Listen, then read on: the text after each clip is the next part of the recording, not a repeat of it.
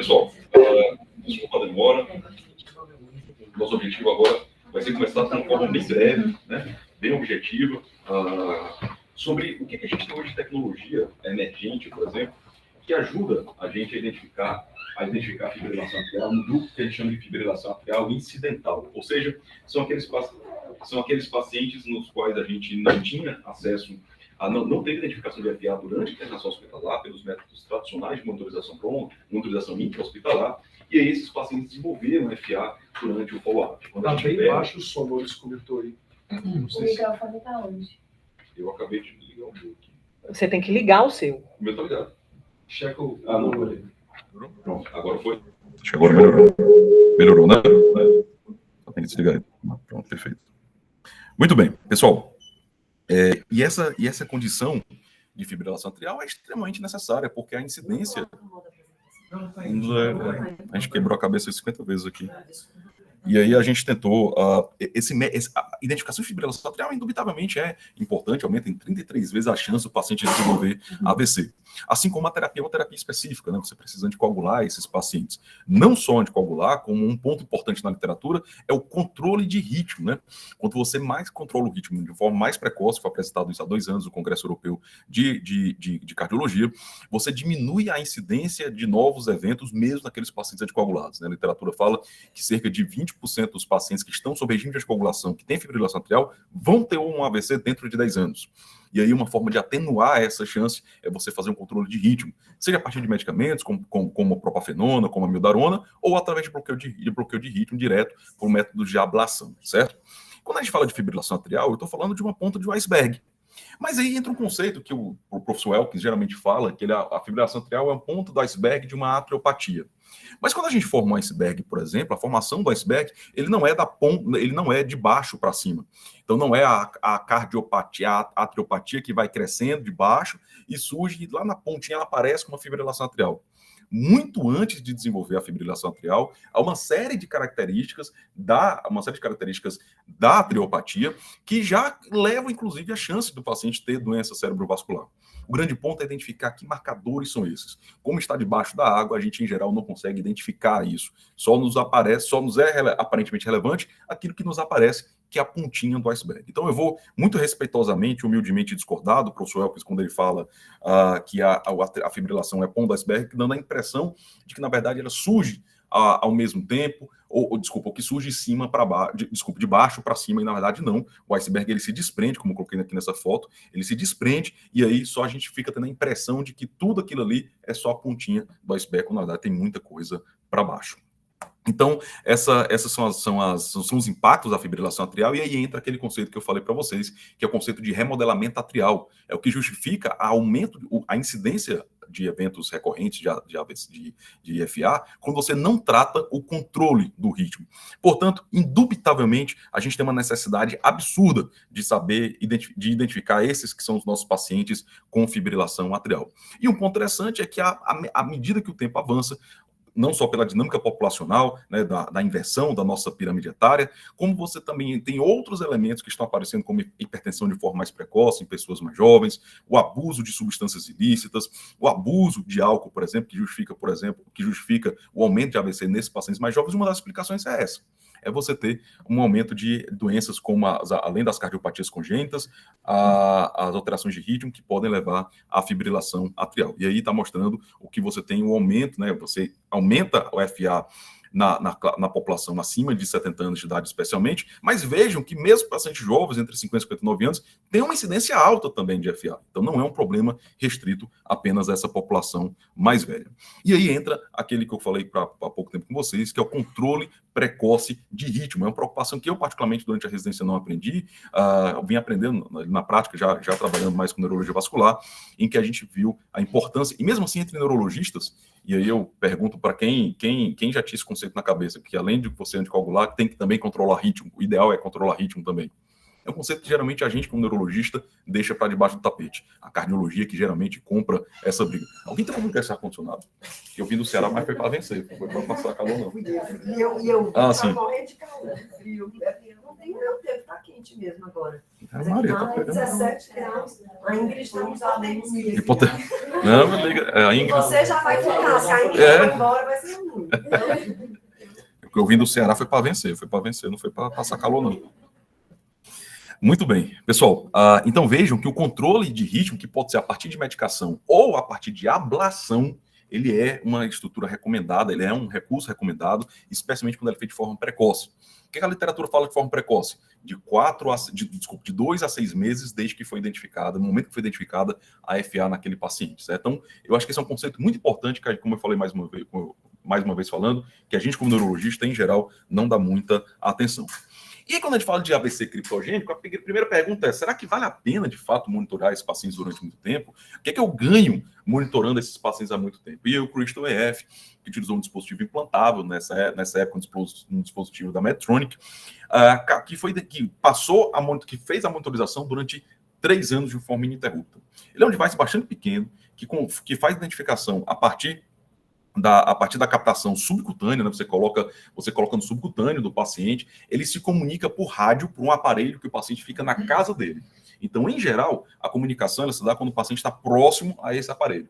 Ele registra por onda de rádio, então são ondas muito menos nocivas que as ondas Wi-Fi ou de Bluetooth. Ele se comunica por onda de rádio quando ele identifica uma variação de frequência cardíaca importante naquele paciente. Então, subiu muito a frequência cardíaca, oscilou muito rápido, ele vai lá e identifica, parecido com o que o estimulador nervo vago também faz.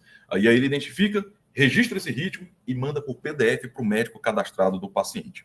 Nessa avaliação de 3 anos, a gente viu que houve uma incidência de mais ou menos 30% de pacientes que não tinham, lembrar que todos os casos são pacientes que não tinham FA na admissão, você identificou FA. Então, a primeira informação que fica para frente, para a gente, é que definitivamente é importante, né? O hazard ratio foi de 8,8, para a identificação de FA dentro até de 3 anos. Então, não só parece ser seguro, como parece ser adequado você fazer necessário você fazer essa avaliação. E aí a pergunta que a gente se faz também é, será que identificar muda alguma coisa para o paciente? Qual é a chance que eu tenho de melhorar, por exemplo, desfechos como funcionalidade, diminuição de mortalidade, o próprio AVC, o fato de você estar fazendo aquela intervenção? Uma pergunta muito interessante. O fato de você usar um Apple Watch, por exemplo, todos os dias, que pode eventualmente identificar se tem FA ou não, será que isso tem um impacto clínico? É só você ter a informação, eu tenho FA e ponto final. Qual é a informação, qual é o desfecho, impacto clínico que isso apresenta? Então, o Embrace, por exemplo, ele trouxe essa informação de que não só você identificar, fazer essa avaliação, né? Lembrar que é um FA que tenha pelo menos 30 segundos, foi o critério que eles utilizaram para definir como uma FA paroxística, é um critério um pouquinho divergente na literatura, mas aí ele mostrou que você de fato melhora a funcionalidade nesses pacientes, diminui chances de desfechos adversos, eventos adversos, desfechos ruins, quando você faz essa identificação de FA utilizando esses métodos invasivos. E aí tem um paper super interessante, que é o Apple Heart Studies Investigation, né, que é um paper que foi publicado no New England, se não me engano, em 2020, que arrolou mais de 400 mil pessoas, usuários do Apple Watch, para identificar a chance que identificavam ritmos que eram sinalizados como FA ou não. Vejam que a incidência, né, a prevalência de FA nesses pacientes que foram identificados, foi uma incidência predominantemente em pacientes mais velhos, acima de 65 anos de idade, e especialmente em pacientes homens, né, que você identificou principalmente. Essas variáveis, inclusive, elas foram já reportadas em outros papers, mostrando que realmente são fatores de risco importantes para esse grupo. E aí eles tinham chamado grupos de notificação ou grupo de não notificação, em que o aparelho, né, o Apple Watch, ele identificava se era uma suspeita ou não de FA baseado numa alteração de ritmo, né, uma instabilidade de ritmo, e também no aumento de frequência respiratória. Então vejam aí que o paciente que teve essas notificações eram pacientes que tinham predominantemente FA, o que era esperado, eram pacientes que já tiveram história de AVC, eram pacientes que têm predominantemente história de insuficiência renal, cardíaca, pacientes que já tiveram história de infarto miocárdio e, por exemplo, estavam usando predominantemente varfarina, provavelmente por conta já, óbvio, da fibrilação que eles tinham feito. Mas a gente tem outros recursos, que não somente o nosso Apple Watch, né? Essa empresa, a Cardia, com K, eles têm uma série de dispositivos que você pode acoplar no seu celular. Eles podem ser como barras, que fazem, inclusive, a avaliação do eletrocardiograma em 6 derivações. Vocês sabem que o Apple Watch ele só faz uma derivação, que é a derivação D2. Ele só faz D2. Ele só faz D2. É só fase D2. Esse de 6, o card faz de uma derivação de 6, utilizando um dispositivo também, não um dispositivo, deixa eu ver só se eu coloquei as fotos, mas ele utiliza, ele utiliza desculpa. Ele utiliza até 6 derivações para identificar em um dispositivo que você coloca na tela do seu celular, lateral ao seu celular. Além disso, esse outro dispositivo da Cardia também, ele faz um registro de 24 horas, uma bateria que dura bastante tempo. Você tem uma análise de IA por trás que já dá um pré-laudo, então você não precisa só mandar para o seu paciente, e você coloca ele no dispositivo de 2 pontos, que você coloca no pré-córdio do paciente, que aí, como eu estou mostrando. Esse dispositivo de 2 pontos também dá 6 derivações? Dá 6 derivações. É esse das 6 derivações, isso que é legal. Porque eu achei que esse você punha o dedo. Tem esse, mas dá só uma derivação. Ele fecha o circuito para dar só uma derivação. Mário, eu estou recompartilhando aqui. Isso. Mas a informática aqui está batendo na gente, viu? Gente, hoje não é sofrendo. Não, hoje aqui já apanhei 10 vezes aqui. Na aula da BP também foi do mesmo. Aconteceu a revolução das máquinas. Tem que contratar um técnico. Então a gente vai ter que fazer um curso no Senai, né, Antônio? Curso no Senai, no Sesc, alguma coisa assim. Vamos ver aqui, tela 2. Eu acho que eu consigo compartilhar aqui agora.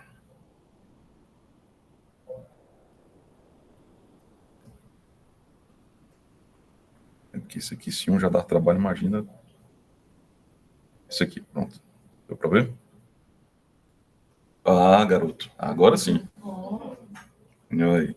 Completei meu curso no Senai. E esse aqui, doutor, que dá 2 derivações. Desculpa, são 2 pontos, mas dá até 6 derivações. Esse e olha, Mas é o card. slide, veja lá. Não, agora tá certo. É só a foto. Isso, é só a foto. E aqui a gente tem todos os ritmos que ele consegue identificar a partir de um algoritmo de IA que interpreta isso de uma forma precoce, né? Então, vejam aí a mantela, como sai. Você tem um dashboard que ele registra todos os ritmos do paciente que ele considera como ritmos suspeitos, né? Dando em até 6 derivações. Esse é só um D2 longo, mas ele dá nas outras 6 derivações, ele exporta automaticamente para o médico do paciente.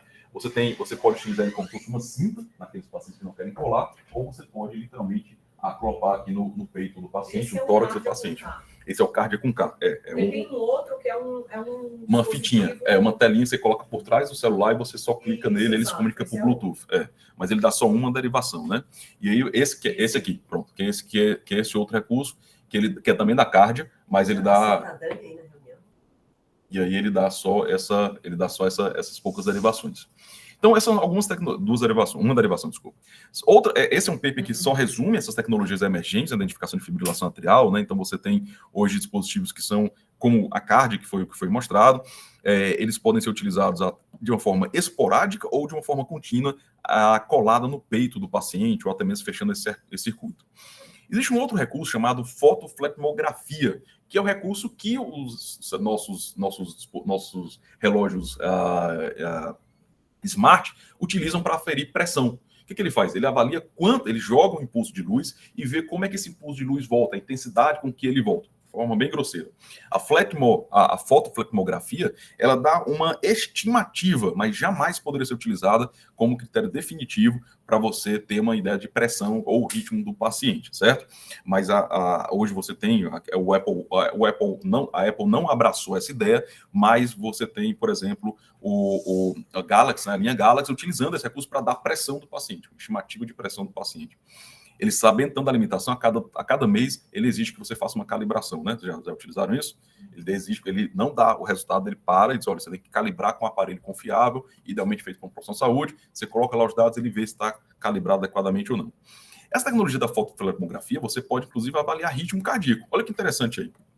Né? Uma fotografia do Fabiano, na época que ele fazia atividade física, né? Antes dele, ele não aderia a esse hábito de vida que ele tem hoje, né? Hashtag tirei suas máscaras, Fabiano. E aí, você utiliza a câmera do seu celular, você coloca a câmera do seu celular, ele emite um impulso a partir do flash e identifica o retorno desse impulso para supor a frequência cardíaca desse paciente, a frequência e o ritmo. Então, vejam que no paciente que tem fibrilação atrial, os pontos de retorno, em vermelho, você consegue identificar onde é que tem alteração de ritmo, né? Você vai ver aqui o ritmo alterado, assim como o aumento de frequência cardíaca, utilizando a câmera e o flash do seu celular. Com os celulares agora que tem 3, 4, 5 câmeras no próprio celular, né? Parece um fogão. Você tem uma dificuldade maior porque você não tem mais aquela relação muito próxima. Então, esse estudo foi feito com o Apple, o iPhone X. Vocês já tiveram o X, que era o iPhone 10, que revolucionou, era a câmera pequenininha e o flash era logo ao lado da câmera. Então, você conseguia fazer isso. Hoje, você não consegue mais fazer isso. Essa a fotofletomografia tem sido largamente utilizada, né? Hoje uma série de dispositivos, como eu falei, principalmente da linha Galaxy e da linha Garmin, tem utilizado para dar essas projeções, e aí você consegue ter uma estimativa de como é a frequência e o ritmo desses pacientes, inclusive com estudos bem desenhados para avaliar a resposta que você tem desses pacientes. Então vejam que em 7 dias a quantidade de pacientes que vocês tiveram de fibrilação identificada versus suspeita. Então é realmente uma relação muito próxima entre a suspeita e a confirmação de que o paciente teve, de fato, FA. Né? Essa foi a forma como o estudo foi feito, foi um screening populacional com quase 200 mil pacientes, 0,2% desse grupo receberam uma notificação de que tinha uma FA suspeita, eles foram, então, pro General Practice, né, ou então pro médico de família, e aí eles avaliaram se tinha ou não. E 95% tiveram identificação de FA, e aí entraram no programa que eles chamaram de Atrial Fibrillation Better Care Pathway. Né? Então, é um programa bem interessante de condução desses pacientes. Mas aí surge uma pergunta que o Antônio pode estar se fazendo, que é a seguinte: ele diz, rapaz, doutor João, como é que eu faço o tempo de monitorização? Por quanto tempo eu devo monitorar meus pacientes? Eu tenho acesso no meu ambulatório, vamos supor que o Antônio faça um ambulatório, sei lá, na AME. Eu tenho o tempo do meu ambulatório na AME, o paciente do cohort é de 24 horas. Mas eu tenho lá no Hospital Y um tempo de avaliação disponível de até 3 anos. Eu consigo comprar o aparelho da Medtronic. Inclusive, alguns planos de saúde no Brasil já pagam esse aparelho de monitorização. Você tem experiência, hoje, lá no Einstein? E os planos pagam, mesmo os pacientes que pagam? Eu sei que está gerando... Não tenho certeza de cobertura, mas eu consigo instalar. Assim, eu só faço pedir, né? Quem paga a conta, o problema é de quem paga a conta. Judicializam ou não. O paciente não... Me parece que não precisa judicializar. Eu dou plantão com um colega, cardiologista que faz ablação, e eu converso muito com ele sobre FA. Gira em torno de R$15 mil da Medtronic. Ele falou isso. Na época eu estava, em 2016, que eu comecei a primeira vez nos Estados Unidos. É o subcutâneo, que ele pode durar, ele faz avaliação por até 3 anos. A taxa de complicação é praticamente mínima, não tem taxa de complicação, é pífia, assim, no máximo infecção de sítio, e você coloca no seu ambulatório. Você faz uma incisão muito pequena, ele tem como se fosse uma seringa, eu acho que eu coloquei na frente, e você coloca o material dentro. Então, a pergunta que a gente faz é a seguinte: por quanto tempo monitorar? A literatura não tem isso definido, mas o que eles sabem é que quanto mais tempo, melhor. Então, você tem um conjunto de publicações que, em geral, suportam você ter uma avaliação por pelo menos 6 meses naqueles pacientes de alto risco. Né? O FIND AF, que é esse paper aí que eu coloquei, ele fala que o ideal é que você avalie pelo menos durante esse período, né, dentro da avaliação baseline do paciente, ou seja, dentro da internação, durante 10 dias, ou o tempo que ele passar internado, e depois você joga para 3 a 6 meses de avaliação. É muito melhor do que deixar só uma avaliação de 24 horas. No hospital, uma coisa que a gente não faz, mas deveria fazer com mais frequência, quando eu passo na UTI, geralmente eu peço para os meninos fazerem, é ativar o recurso de identificação de FA no monitor. Existe isso. Alguns monitores fazem até mais. Não só eles identificam, como eles imprimem a tela, quando eles identificam, imprimem um D2 longo para o médico ter certeza que era FA ou não. Então, peçam isso. Uma ideia interessante de pesquisa que eu tentei fazer numa rede, mas a gente não conseguiu jogar ainda, é você fazer um ECG 3 vezes por dia. Você faz ECG 3 vezes por dia no paciente com ESOS e você joga esse laudo, a paciente que está, por exemplo, em enfermaria, né? Que não saiu, ele está numa unidade AVC não monitorizada ou fora da UTI. Você faz 3 vezes por dia e aí joga para uma telecardiologia para dar o laudo, por exemplo. Né? Então, lembrar, a monitorização prolongada é sempre melhor. Não só você identifica mais, como você também diminui a mortalidade. Essa meta-análise interessante, que se eu não me engano é um guideline europeu, esse é o americano mesmo, da American Heart. Você consegue identificar, desculpa, não só identificar, mas você diminui mortalidade. Então, é uma ferramenta digital validada clinicamente que tem impacto sobre a funcionalidade do paciente. Eu estou passando um pouquinho rápido do tempo, pessoal, mas depois eu vou mandar essa aula para vocês, tá bom? Muito bem. E aí entra uma seguinte pergunta que o autor também pode fazer. Tudo bem, João, eu concordo com você que a gente tem que monitorar o quanto antes. Se meu paciente pode pagar, eu peço para ele implantar o dispositivo. Lembrar que nós temos dois dispositivos que também são aderidos na pele, que ficam colados, podem inclusive levar água, que ficam durante 7, 15 ou 30 dias, ou esse de até 3 meses.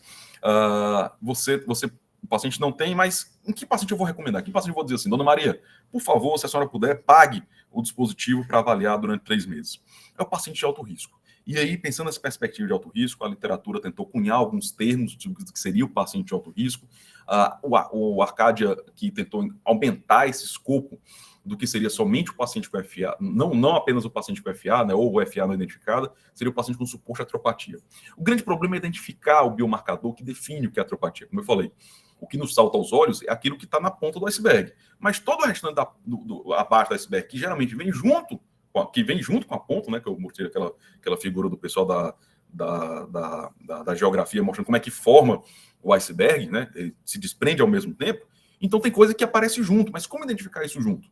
Será que só a pontinha do iceberg nos apaixona tanto que é FA e a gente para de investigar o que tem ao redor e o paciente continua remodelando? Ou então é uma FA que não apareceu para a gente, mas tem uma série de outras coisas por trás, muito mais coisas, a gente não deu atenção, esse paciente tem atropatia e ele vai repetir o AVC. Então, baseado nisso, num paper que a gente desenvolveu recentemente com o pessoal do INC, lá de Curitiba, a gente teve a ideia de fazer o seguinte, eu fui revisar a literatura e falei, o que é que tem publicado parecido? E a gente achou 18, no caso 17 publicações preenchíveis, vamos dizer assim, que são preenchíveis não, factíveis para a gente calcular o risco do paciente ter FA. Então, FA incidental. Então, eu peguei todos esses scores, peguei todas essas variáveis, e aí eu fui criando uma equação para cada um desses scores, e eu chamei essa plataforma de AFBRISC. Gostou, Fabiano? Critique aí. Eu li AFBRISC, aí eu falei, não, acho que não é AFBRISC. Não, cara, é AFBRISC, tem que colocar o sotaque aí, que você não colocou. Então, esse aqui é a tela da programação, né? Então, isso foi para o desenvolvedor.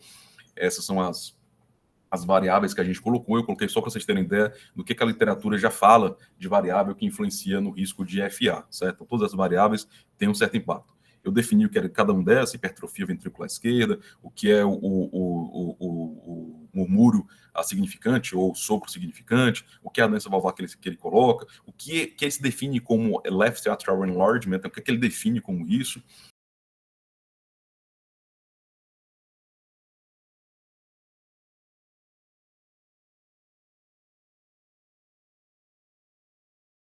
Né, o NIH entra também, até o NIH, e também variáveis laboratoriais, como, por exemplo, o PRO-BNP, que é o melhor estudado na literatura, além de outros marcadores como dedímero, colesterol, que podem entrar. E a gente dividiu isso aí por categorias, né, eles estão todos divididos lá, e essas são algumas dos scores que a gente tem. O nosso, brasileiro, né, o único que tem no Brasil feito, quer dizer, são 2 no Brasil feitos, tem um que a doutora G publicou, e o nosso também lá do INC, né, que a gente chamou de Brafil. E todos esses scores. Lembrar que um score interessante, que está muito acessível para a gente, é um score muito familiar, que é muito familiar nosso, é o SHA2-VASc. Então, o próprio SHA2-VASc, que ele prevê a chance de AVC naqueles que têm FA, ele também identifica aqueles pacientes que têm FA, né? E aí, atenuando aí a minha culpa de ter dito que era o único score, esse é o score ASAS, né, que foi publicado pelo Rogério Marinho e a Gisele Sampaio, que ele faz esse score que ele faz essa equação. Marcelo, desculpa. Eu falei Rogério, né? Rogério Marinho é o senador. Idade, NIH e também o tamanho do átrio esquerdo, né? E aí a gente transformou isso num algoritmo automatizado. Então agora vocês não vão precisar fazer na mão, utilizando o número neperiano, vai dar certo fazer colocando o dado no sistema, né? Não, muito bem. Dúvida.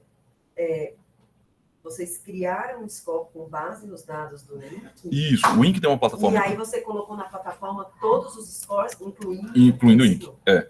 Só que a gente só vai publicar isso aqui depois de sair a publicação, né? Só vai apresentar depois de sair a publicação. Todos os outros já estão publicados, né? Então a gente colocou a referência e aí junto com o Brafil, né? Lá do INC. Muito bem.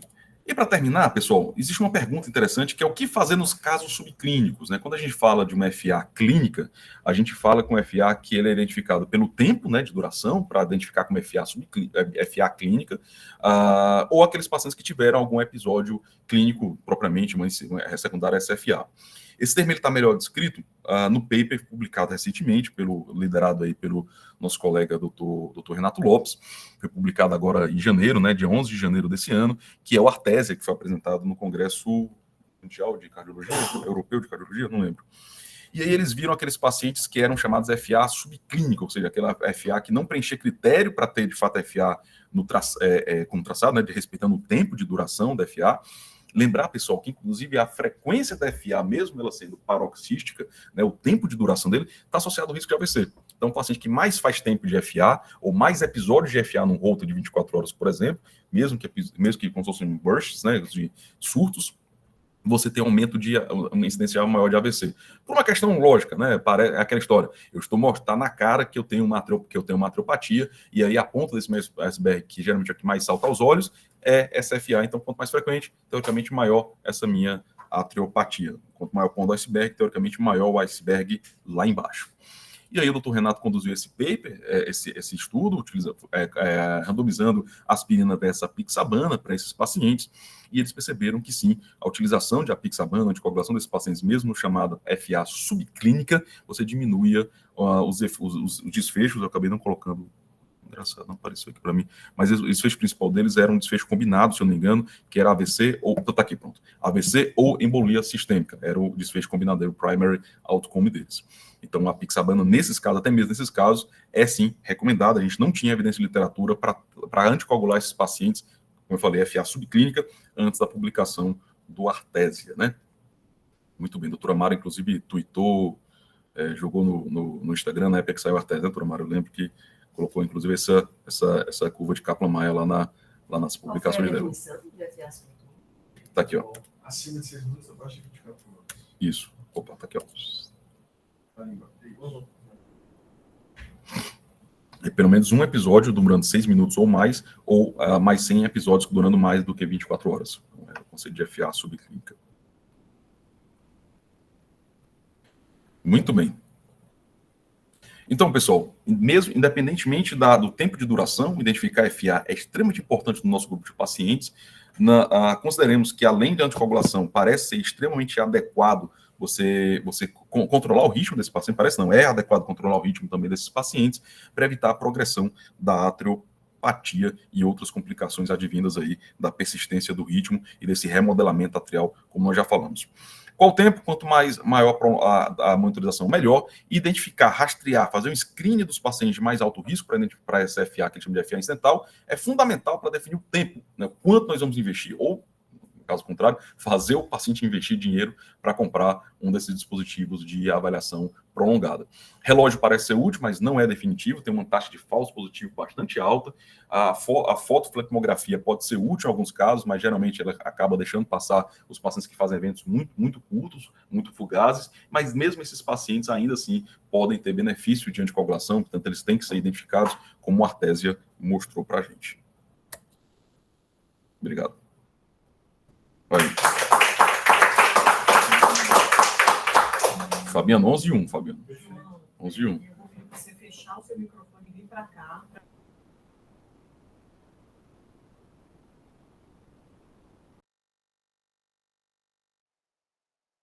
Vocês estão ouvindo a gente agora? Quem está na plateia? Até aproveitando, amanhã é o do João, né? Inclusive. Sim, tá ótimo. Então, não perca. Se alguém quiser fazer alguma pergunta, algum comentário. Vou falar sobre validação clínica de ferramentas digitais em Eu neurologia. falo dos aplicativos dele. Mas ele não pagando os aplicativos dele. Com mérito. Justo. Fabiano também gosta muito. Leva aquele quadrinho grande lá pra cá. Pois é. O Fabiano tem ideia do Leva que eu o gosto. controle, deixa eu ter Simpatia. um auditor. Tá passando assim, feita pela Vou colocar o Fabiano para fazer isso. João, no aplicativo que você está criando, qual é a grande vantagem de você ter todos os scores? A ideia é você sumarizar de alguma maneira, fazer alguma comparação, Perfeito. né? Boa pergunta. Que eu acho que assim, acho que a gente vem entrando e discutindo muito essa questão, né? E amanhã vai ser super interessante escutar a tua aula, da aplicabilidade, né? De por que você cria um aplicativo, né? Então, por que alguém usaria esse aplicativo, né? Se não tiver um sumário, não seria interessante você escolher qual é? dos scores que é mais aplicável à sua população, escolher um para usar em ponto final, né? Ótimo. Então, é como a gente tem isso um pouquinho nos scores para oclusão de grande vaso, né? Então, tem FAST-D, sim, RACE e tal. Então, assim, ninguém vê alguém usando vários, né? Qual é a 17, vantagem de sumarizar vários? Perfeito. E vai ter alguma comparação específica? Primeiro ponto, quando o indivíduo for responder aquelas variáveis, ele vai responder as variáveis que ele tem. Então, ele vai poder escolher aquela que ele não tem e não responder. Tá. E aí, o score só vai ser calculado naqueles scores baseados nas respostas que ele deu. Quando aparece lá o score, vai aparecer uma lista baseada primeiro no tempo de follow-up. Com a incidência, com a chance de você ter no primeiro ano, como se fosse uma timeline. Embaixo do resultado, em cima do resultado da descrição do score, vai ter a performance dele, a acurácia dele. E depois vai ter a característica populacional que a gente colocou. Então, por exemplo, tem um score que é aplicável somente à população asiática. A gente vai colocar lá. Não é recomendado fazer generalizações para populações que não são asiáticas. Um outro do Framingham foi uma validação multiétnica. A gente colocou lá, validação realizada em população multiétnica. Então, existe esse footnote. E aí, baseado no tempo que o cara quer olhar, eu quero olhar esse paciente nos próximos 5 anos. Ele vai ter lá na timeline dele os scores de 5 anos. Ele vai poder tomar a decisão de qual ele vai poder escolher. A gente não faz um juízo, a ideia do FPRISP não é criar um juízo de qual é o melhor score, mas é o score que ele, teoricamente, se adequa mais à população dele, vai ter essa informação lá, o tempo que ele quer realizar e também as variáveis que ele tem disponíveis. A gente sempre fala que todo score ele já nasce pobre, ele nasce baseado nas informações que você tem, que podem ser poucas, né? Pode ser uma população só do seu centro, que aí já mata um pouquinho o score, pode ser baseado aquelas variáveis que você teve disponibilidade de coletar, mas obviamente não retrata tudo. Então, por isso que a gente fez, jogou as 42 variáveis para você tentar obter. E aí, só para entender, essas 42, grosseiramente, você pegou desses 17, isso. E a partir desses 17, o que você tiver, você vai adequar o score adequado para esse contexto. Você tem um algoritmo que vai... Exatamente, ele resgata, ele calcula todos ao mesmo tempo automaticamente, você não escolhe. Eu não sei se eu deixei claro isso. Todos com base em quando você tem os critérios. Né? Exatamente. Então, se você tivesse 42, ele vai calcular os 18. Né? E aí você não precisa ficar recalculando. Você não clica lá escolhendo, eu quero escolher esse. Não, ele calculou todos e diz lá a característica para você. Aí o cara... eu acho que o mais legal aí no seu caso, para ser uma realidade, é que a gente nunca tem essas 42 informações, né? Sim. Então, eu acho que até isso é muito legal, no sentido assim, tem um eco e tem um clínico. Né? Não tem uma fita métrica para circunferência de cintura. Perfeito. Você já sabe como, você vai me selecionar 3, 4, 5, é isso. Legal. Lembrar, pessoal, que até o ECG de admissão, ele é útil para identificar. O problema inicial, né, admissão. Saulo, como chamar? Como que a gente colocou os pacientes do ambulatório? Aquele pessoal aranha. Isso. Corotec, né? A gente fez um projeto piloto com os pacientes no ambulatório aqui, usando esse Corotec, selecionamos 7 pacientes, foi isso? Sim.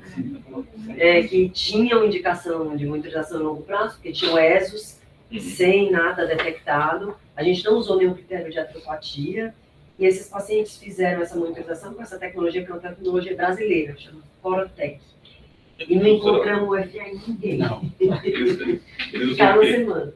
Eles usam, você lembra como era? Tinha um LEDzinho, você lembra que era só uma placa de metal? Era só uma placa de metal. Era um dispositivo parecendo um tripé, assim. Isso, uma aranha que você colocou. E colocava bem na região pré-external, assim. Pré-external, isso. Exato.